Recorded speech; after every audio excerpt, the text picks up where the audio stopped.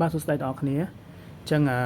នៅទីនេះខ្ញុំចង់ចែករំលែកដល់អ្នកគ្នាពីបទពិសោធន៍ដែលខ្ញុំបានជួបប្រទះមួយទាក់ទងនឹងការប្រើប្រាស់នៅ app ខ្មែរ24ណាបាទអញ្ចឹងដោយអ្នកគ្នាបានធ្លាប់ប្រើប្រាស់ធ្លាប់ឮធ្លាប់ដឹងណាបាទគឺ app ខ្មែរ24នេះជា app មួយដែលយើងអាច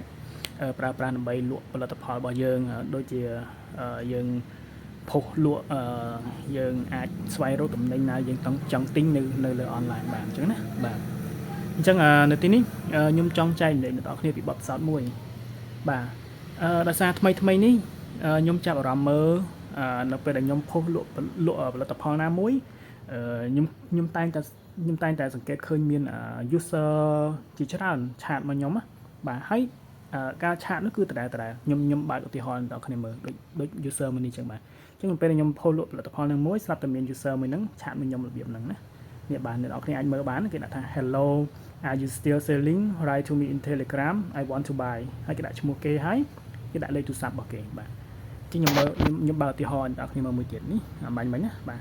នេះបាទមាន user នេះមួយទៀតគឺសេរីដដែលហ្នឹងបាទគឺសេរីដដែលហ្នឹងខ្ញុំបើកឲ្យអ្នកនរគ្នាមើលមួយទៀតបាទគឺខ្ញុំអាសាជួបប្រទេសឲ្យតែខ្ញុំផុសផលិតផលគឺឃើញសារឡូតមកតែម្ដងឃើញអ្នកនរគ្នាឃើញទេបាទសារគេដដែលបែបហ្នឹងបាទនេះបាទឃើញអ្នកនរគ្នាឃើញគេដាក់ hello are you still selling write to me in telegram I want to buy ហើយគេដាក់លេខទូរស័ព្ទគេបាទអញ្ចឹងហើយខ្ញុំចាប់អារម្មណ៍មួយទៀតនៅពេលដែល user មួយហ្នឹងឆាតមកខ្ញុំតាមរយៈខ្មែរ24ហ្នឹងគឺរយៈពេលត្រឹមតែ3-4នាទីឬក៏5ទៅ10នាទីគឺ user ហ្នឹងត្រូវបាន app ខ្មែរ24គេ block ចោលតែម្ដងបាទអ្នកនរគ្នាឃើញគេដាក់ថាសុំទោសអ្នកប្រើប្រាស់នេះមិនអាចទទួលសារពីអ្នកឥឡូវបានទេឃើញទេបាទហើយពេលដែលយើងចុចទៅលើ user មួយហ្នឹងគឺវាអត់ចេញអីទេណាមានថា user of company has been removed មានថាគេ app ម្ចាស់ app ខ្មែរ24គេលុបចោលតែម្ដងណាបាទអញ្ចឹងខ្ញុំអត់ដឹងថាគោលបំណងរបស់ user ដែលផ្ញើមកហ្នឹងគាត់ចង់មានគោលបំណងអ្វីមកលើផលិតផលឬក៏មកលើខ្ញុំទេខ្ញុំខ្ញុំចាប់អារម្មណ៍ថាហេតុអ្វីបានជា user ផ្សេងដែលមានឈ្មោះផ្សេងហ្នឹងតែងតែផ្ញើសារអញ្ចឹងមកខ្ញុំជារហូតអញ្ចឹងណារហូតណាបាទ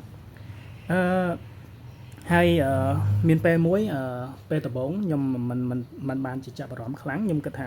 ប្រហែលជាគេចង់ទិញផលិតផលហ្នឹងអញ្ចឹងខ្ញុំសាកតែប៉ុន្តែខ្ញុំចាប់អារម្មណ៍ថាប្រហែលជាអាចពួក scammer ហើយបាទពួក scammer ហ្នឹងមានថាពួក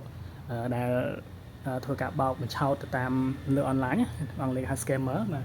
ខ្ញុំចាប់អារម្មណ៍ថាប្រហែលជាអាចពួកហ្នឹងហើយប៉ុន្តែខ្ញុំចង់ដឹងថាតើគោលបំណងគេធ្វើអីបានគេឆាតគេចង់បានអីបានគេឆាតមកហ្នឹងខ្ញុំក៏សាកល្បង add Telegram ទៅលេខហ្នឹងបាទអញ្ចឹងនៅពេលដែលខ្ញុំ add Telegram ទៅលេខហ្នឹងគឺស្រាប់តែគេសួរនាំចូលឡើងទៅបាទហើយគេសុំជា location ខ្ញុំក៏ដូចជាគេចង់ឲ្យយើងផ្ញើផលិតផលហ្នឹងទៅគេអញ្ចឹងខ្ញុំចាប់អារម្មណ៍ថាប្រកាសជាពួក scammer ហើយបាទហើយគេចង់ដឹងទីតាំងយើងនៅណាគេឲ្យយើងតម្លាក់ location Google Map ទៅគេអញ្ចឹងណាអញ្ចឹងខ្ញុំចាប់អារម្មណ៍ថាប្រកាសជាមានភាពមិនប្រក្រតីណាមួយអញ្ចឹងខ្ញុំក៏បិទstop មានតែឈប់តំណតាម Telegram តែម្ដងណាបាទតែប៉ុន្តែខ្ញុំមិនដឹងថាវាជាប្រព័ន្ធ scammer ហើយគាត់ថាយើងចង់ដឹងថាចង់សាកល្បងមើលតើគេឆាតមកហ្នឹងគឺគុំណោអីចឹងណាបាទអញ្ចឹង